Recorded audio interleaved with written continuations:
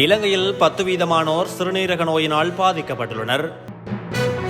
யாழில் பட்டதாரிகளுக்கு வேலைவாய்ப்பை வழங்க கோரி போராட்டம்.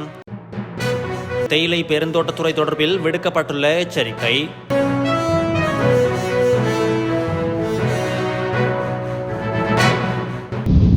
இலங்கையின் சனத்தொகையில் 10 வீதமானோர் சிறுநீரக நோயினால் பாதிக்கப்பட்டுள்ளதாக அகில இலங்கை சிறுநீரக நோயாளர்கள் சங்கத்தின் பிரதம வைத்தியர் சஞ்சய் ஹெயன்துடுவ தெரிவித்துள்ளார். இலங்கையில் சிறுநீரக நோயாளர்களின் எண்ணிக்கை அதிகரிப்பதற்கு நீரிழிவு நோயே பிரதான காரணியாக காணப்படுவதாக விசேட வைத்தியர் டாக்டர் சஞ்சய் ஹெயன்துடுவ தெரிவித்துள்ளார்.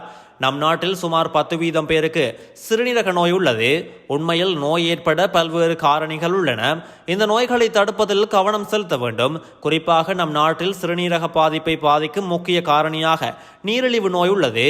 மருத்துவரின் அறிவுறுத்தல்களை பின்பற்றுவது மற்றும் நீங்கள் ஆரோக்கியமாக இருந்தால் உணவில் உப்பு, சர்க்கரை மற்றும் எண்ணெய் அளவை குறைப்பதன் மூலம் இந்த நோயிலிருந்து விடுபடலாம்.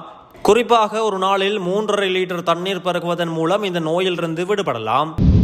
அனைத்து பட்டதாரிகளுக்கும் பாராபட்சமின்றி வேலைவாய்ப்பை வழங்க வேண்டும் என வலியுறுத்தி யாழ்ப்பாணத்தில் போராட்டம் ஒன்று முன்னெடுக்கப்பட்டுள்ளது.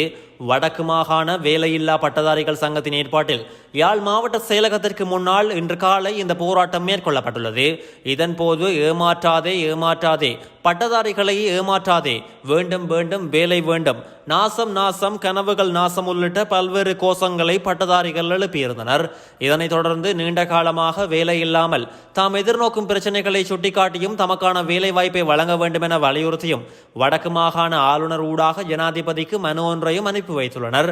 அதேவேளை இந்த கோரிக்கைகளை வலியுறுத்தி அரசியல்வாதிகளுக்கும் அந்த மனுவின் பிரதிகளை அனுப்பி வைக்க உள்ளதாக பட்டதாரிகள் தெரிவித்துள்ளனர்.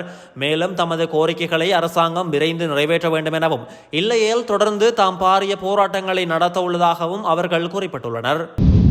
தேயிலை பெருந்தோட்டத்துறை வங்குரோத்து அடையும் அபாயத்தினை எதிர்நோக்கியுள்ளதாக முதலாளிமார் சம்மேளனம் எச்சரிக்கை விடுத்துள்ளது. முதலாளிமார் சம்மேளனத்தின் ஊடக பேச்சாளர் ரொஷான் ராஜதுரை இந்த எச்சரிக்கையை விடுத்துள்ளார். பெருந்தோட்டத்துறை ஊழியர்களின் சம்பள அதிகரிப்பு குறித்து அவர் இவ்வாறு கருத்து வெளியிட்டுள்ளார். உற்பத்தி வினைத்திறனை அடிப்படையாக கொண்ட சம்பள அதிகரிப்பு முறைமையே உசிதமானது என அவர் சுட்டிக்காட்டியுள்ளார். உற்பத்தி வினைத்திறனை கருத்தில் கொள்ளாத சம்பள அதிகரிப்புகள் ஒட்டுமொத்த பெருந்தோட்டத்துறையை வங்குரோத்து அடைய செய்துவிடும் என எச்சரிக்கை விடுத்துள்ளார்.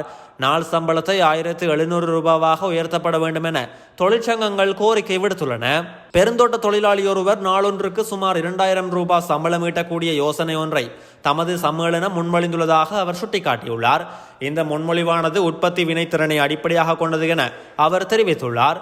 கூட்டாக இணைந்து கிரமமான ஓர் முறையின் கீழ் சம்பளம் அதிகரிக்கப்பட வேண்டும் என அவர் வலியுறுத்தியுள்ளார்.